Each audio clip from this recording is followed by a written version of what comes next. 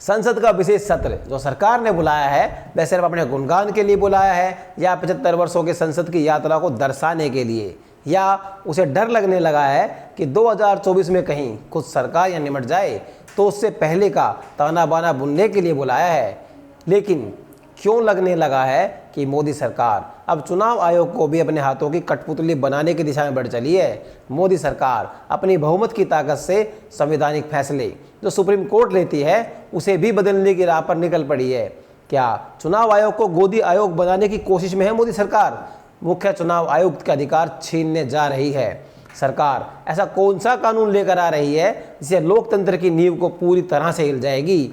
लेकिन आगे बढ़ने से पहले इस वीडियो को लाइक करें, शेयर करें और अगर पहली बार आप जनता की आवाज़ न्यूज़ चैनल को देख रहे हैं तो चैनल को सब्सक्राइब भी करें और घंटी ज़रूर बजाएं, चैनल की भी और सरकार की भी। आज की नेशनल मीडिया के मुकाबले में जनता का साथ दीजिए, उसकी ताकत बनिए, जनता की आवाज़ बनिए और हो सके तो इसके लिए हमारे चैनल को ज्वाइन भी कीजिए। दोस्तों, 2024 के चुनाव से पहले मोदी जी विशेष सत्र को बुलाकर जो खेल खेलना चाह रहे हैं उसके ऊपर से अब पर्दा पूरी तरह से हट गया है। दरअसल सरकार इस विशेष सत्र में एक ऐसा कानून लेकर आ रही है जिससे लोकतंत्र की मजबूती पर पूरी तरह से गहरी चोट लगेगी। सरकार 2024 के चुनाव से पहले पूरी चुनावी प्रक्रिया को ही अपने पाले में करने की कोशिश कर रही है। असल में मोदी सरकार चुनाव आयोग को गोदी आयोग बनाने की कोशिश कर रही है, जैसा मीडिया के साथ किया। सरकार ने न्यायपालिका के मुंह पर, जजों के मुंह पर ताला लगाने की कोशिश की थी कॉलेजियम को खत्म करने के जरिए, लेकिन विफल रही। ठीक उसी तरह से अब चुनाव आयोग पर भी सरकार कब्जा करने जा रही है। दोस्तों, भारत में निष्पक्ष चुनाव कराने की जिम्मेदारी चुनाव आयोग की है और चुनाव आयोग के सबसे बड़े अधिकारी होते हैं मुख्य निर्वाचन आयुक्त और उसके बाद होते हैं निर्वाचन आयुक्त। भारत चुनाव में विश्व गुरु है क्योंकि भारत में कहीं ना कहीं कोई ना कोई चुनाव चलता ही रहता है। लेकिन पिछले 10 सालों में 108 देशों ने अपने चुनाव आयुक्तों को हमारे यहाँ भेजा ताकि वो हमसे सीख ले सकें। लेकिन आज के शुरू हो रहे संसद के विशेष सत्र में मोदी सरकार एक विधेयक लेके आ रही है और उस विधेयक का नाम है मुख्य चुनाव आयुक्त और अन्य चुनाव आयुक्त नियुक्ति, सेवा की शर्तें और टर्म ऑफ ऑफिस विधेयक 2023। यह बिल 10 अगस्त 2023 को केंद्र सरकार ने राज्यसभा में पेश किया था। अब संसद के विशेष सत्र के दौरान इसे सदन में लाया जाएगा और अगर ये विधेयक पारित होकर कानून बनता है तो ये सबसे पहले के कानून चुनाव आयोग अधिनियम 1991 की जगह लेगा। और अब इस विधेयक के जरिए चुनाव आयोग को नौकरशाही के बराबर किया जा रहा है। चुनाव आयोग के अधिकारों को कमजोर करेगा क्योंकि ये भी ध्यान में रखना होगा कि नेताओं को नौकरशाही के जरिए अनुशासन में नहीं रखा जा सकता। इस विधेयक के मुताबिक मुख्य चुनाव आयुक्त यानी CEC और अन्य चुनाव आयुक्तों यानी EC की नियुक्ति एक सिलेक्शन कमेटी के सुझाव पर राष्ट्रपति करेंगे। सिलेक्शन कमेटी में 3 लोग होंगे, प्रधानमंत्री, लोकसभा के नेता प्रतिपक्ष और एक कैबिनेट मंत्री जिसे PM ही नामित करेंगे। सिलेक्शन कमेटी को 5 लोगों के नाम शॉर्टलिस्ट करके एक सर्च कमेटी देगी और सर्च कमेटी का नेतृत्व कैबिनेट सेक्रेटरी रैंक के अधिकारी करेंगे। इसमें 2 अन्य सेक्रेटरी लेवल के अधिकारी भी रहेंगे। नियुक्ति के दिन से अगले 6 साल तक या 65 साल की उम्र तक चुनाव आयुक्त अपने पद की जिम्मेदारी संभालेंगे। चुनाव आयुक्त के पद के लिए कोई भी व्यक्ति सिर्फ एक बार नियुक्त हो सकेगा। चीफ इलेक्शन कमिश्नर और अन्य इलेक्शन कमिश्नर की सैलरी, अलाउंस और दूसरी सुविधाएं कैबिनेट सेक्रेटरी लेवल के अधिकारी के बराबर होगी। आयुक्त किसी भी समय राष्ट्रपति ऑफिस को एक रिजॉइन लेटर भेजकर अपने पद से इस्तीफा दे सकते हैं और मुख्य चुनाव आयुक्त यानी CEC को उनके पद से हटाने का जिक्र आर्टिकल 324 के क्लोज 5 में किया गया है। CEC को उनके पद से हटाने के लिए सुप्रीम कोर्ट के न्यायाधीश की तरह महाभियोग चलाकर हटाना संभव होगा। इतना ही नहीं, इस विधेयक में मुख्य चुनाव आयुक्त और 2 चुनाव आयुक्तों के वेतन, भत्ते और सेवा शर्तों को संशोधित करने का प्रस्ताव है। इसके जरिए उनका पद कैबिनेट सचिव के बराबर हो जाएगा, जबकि आज के समय में उनका पद सुप्रीम कोर्ट के जज के बराबर है। विधेयक पास होने पर चुनाव आयुक्तों के वेतन में कोई खास अंतर नहीं आएगा। सुप्रीम कोर्ट के जज और कैबिनेट सचिवों का मूल वेतन लगभग बराबर होता है। दोस्तों, बात वेतन की नहीं है, बात है चुनाव आयुक्तों की नौकरशाही में मिलाने से उनके अधिकार कम हो जाएंगे। कैबिनेट सचिव के बराबर होने का साफ मतलब है कि आपका कद राज्य मंत्री, मिनिस्ट्री ऑफ स्टेट से भी नीचे हो जाएगा। ऐसे में चुनाव के दौरान अगर किसी केंद्रीय मंत्री ने किसी भी शर्त का उल्लंघन कर दिया तो चुनाव आयुक्त उन पर अनुशासनात्मक कार्रवाई कैसे कर पाएंगे।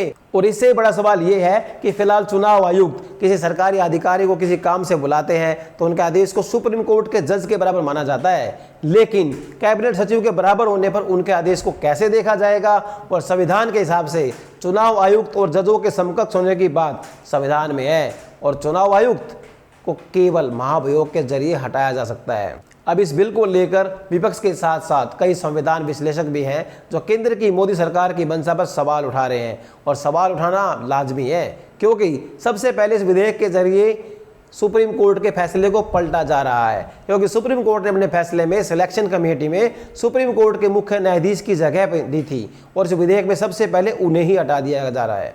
उसके बाद जो सिलेक्शन कमेटी है उस कमेटी में शक्ति का संतुलन नहीं है, मतलब विपक्ष के नेता मीटिंग शुरू होने से पहले ही अल्पमत में चले जाएंगे, क्योंकि प्रधानमंत्री और केंद्रीय मंत्री के सहमत होने पर विपक्ष के नेता की आपत्ति का कोई सवाल ही नहीं रह जाएगा। अब इस चयन प्रक्रिया एक तरफ की होगी क्योंकि इससे चुनाव आयोग की स्वायत्तता और निष्पक्षता को प्रभावित करेगी। हमारा मानना है कि केंद्र सरकार को सिलेक्शन कमेटी की समीक्षा करनी चाहिए और इसे अधिक संतुलित बनाना चाहिए ताकि निर्णय पूरी तरह से निष्पक्षता के साथ लिया जा सके। इस सिलेक्शन कमेटी में विपक्ष की भी मजबूत स्थिति होनी चाहिए, साथ ही सर्च कमेटी में कानूनी जानकारों को भी शामिल किया जाना चाहिए। मुख्य चुनाव आयुक्त और चुनाव आयुक्त की नियुक्ति के लेकर फिलहाल देश में कोई कानून नहीं है। नियुक्ति की पूरी प्रक्रिया केंद्र सरकार के हाथ में है और अब तक अपनाई जाने वाली प्रक्रिया के मुताबिक सचिव सत्र के मौजूदा या रिटायर हो चुके अधिकारियों की एक सूची तैयार की जाती है। कई बार इस सूची में 40 नाम तक होते हैं। इस सूची के आधार पर 3 नामों का एक पैनल तैयार किया जाता है और इन नामों पर प्रधानमंत्री और राष्ट्रपति विचार करते हैं। इसके बाद प्रधानमंत्री पैनल में शामिल अधिकारियों से बात करके कोई एक नाम राष्ट्रपति के पास भेजते हैं।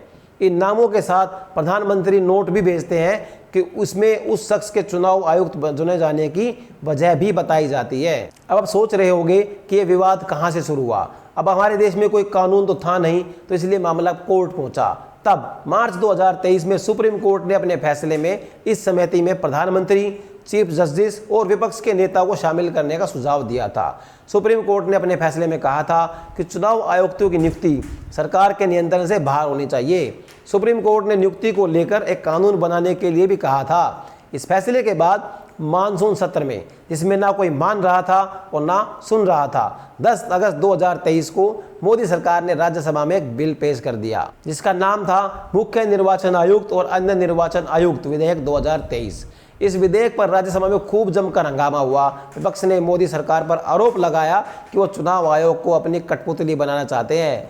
समिति में भारत के चीफ जस्टिस को शामिल नहीं किया जाएगा क्योंकि सुप्रीम कोर्ट के चीफ जस्टिस को शामिल ना करना सरकार का विशेषाधिकार है। हालांकि सरकार कैबिनेट के बजाय लोकसभा अध्यक्ष को शामिल करने पर विचार कर सकती थी, लेकिन सवाल ये उठता है कि हम इस तरह से उनके पद की गरिमा को कम करके क्या हासिल कर रहे हैं। चुनाव आयुक्त के पद को जो ग्रेड है उसे कम किया जा रहा है। उसकी नियुक्ति अब प्रधानमंत्री उनके पीएमओ ऑफिस द्वारा की जाएगी। ये नियुक्ति जो प्रधानमंत्री के अधीन होगी।